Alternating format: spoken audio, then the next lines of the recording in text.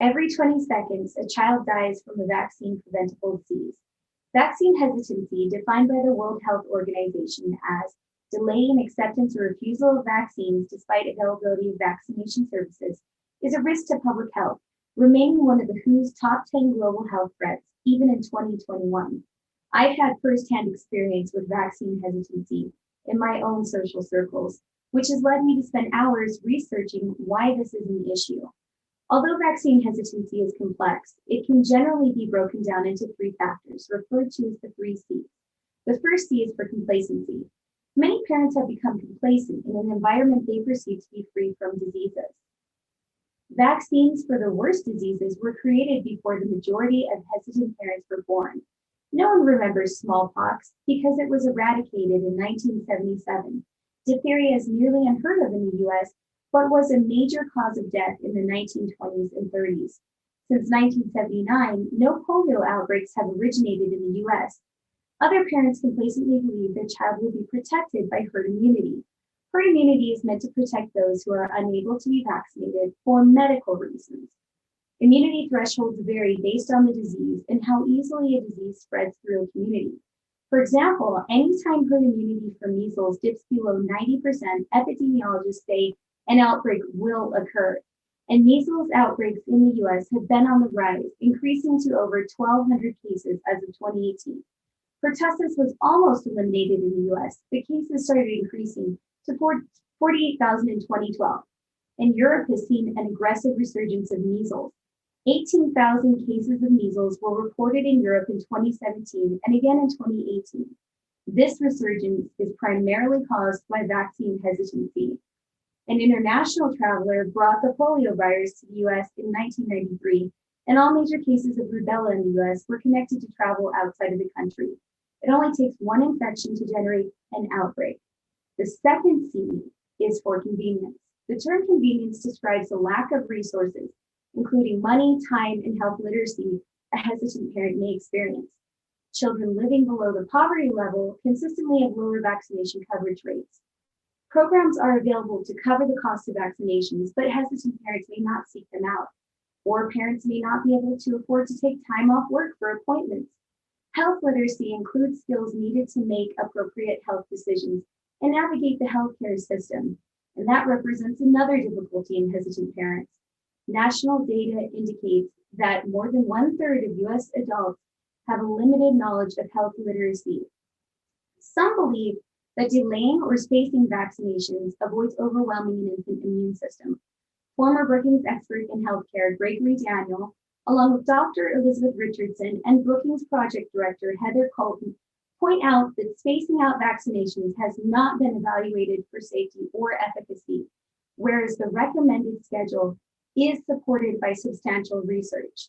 Children receiving vaccinations at recommended ages have lower risks of side effects. Spacing out vaccinations leaves children vulnerable to dangerous diseases longer than necessary. Children who miss shots or receive shots late were up to 28 times more likely to be diagnosed with pertussis. Suggesting an infant's immune system is at risk for being overwhelmed also brings to light that there are risks with vaccinations, ranging from sore arm or mild fever or rare things such as long-term seizures and brain damage. A documentary called Vaccine Calling the Shots referenced several families who had severe side effects from vaccines. A 6-month-old actually got polio from the polio vaccine. This risk was 1 in 2.4 million. Another 6-month-old began experiencing seizures after routine vaccinations, but this was later discovered to have been because of a genetic mutation predisposing him to epilepsy. Since this child cannot be vaccinated without serious risk, his family relies on herd immunity. The third C in vaccine hesitancy is for confidence. Additional reasons exist for erosion in confidence towards vaccines, from medical studies that have been withdrawn to the issue of mercury in vaccines to the unethical studies like the Tuskegee experiment. Many hesitant parents believe that there is a link between vaccinations and autism. Brookings Senior Fellow Michael O'Hanlon explains that many parents are noticing the prevalence of autism, and some are linking the increased number of vaccines. A study linking autism to the MMR vaccine was released by a former British physician, Andrew Wakefield, in '98. And this study has been retracted and disproven over 25 times, but the effects can still be witnessed today by the amount of hesitant parents. The spread of misinformation is compounded by celebrities repeating conspiracy theories through social media. Coincidentally, the incidence of measles has increased since the Wakefield study was circulated and reinforced by celebrities. These examples illustrate it is impossible to unring a bell. O'Hanlon also explained confidence in vaccines is undermined by the use of mercury-based preservatives. Mercury can cause health issues that coincide with behavioral issues that a child with autism might display. Thimerosal, the compound containing mercury in vaccines, was drastically reduced in the 90s, but still remains present in DTaP, DTaP-PIB, and some flu shots. The CDC has said removal of thimerosal was not a remedial measure as much as it was a proactive measure to decrease overall exposure to mercury. And no studies provided any link between the use of thimerosal and rates of autism, although many have been conducted. The DTaP vaccine, criticized for having trace amounts of thimerosal, includes protections against pertussis, another disease on the rise again.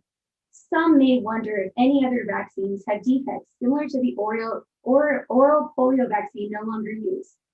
Some parents distrust motivations of big pharma distributing vaccinations. And there's also the fear that the government is experimenting on minorities using vaccines as a population control. At the end of this presentation, over 18 children have died from a vaccine-preventable disease. Parents have hesitancy due to a variety of complex and context reasons relating to factors such as complacency, convenience, and confidence. Some reasons are based on actual dangers, while others are based on dangerous reasoning. We've successfully eradicated smallpox with the use of vaccinations and can further reduce, if not eliminate, vaccine-preventable deaths of children with the proper measures.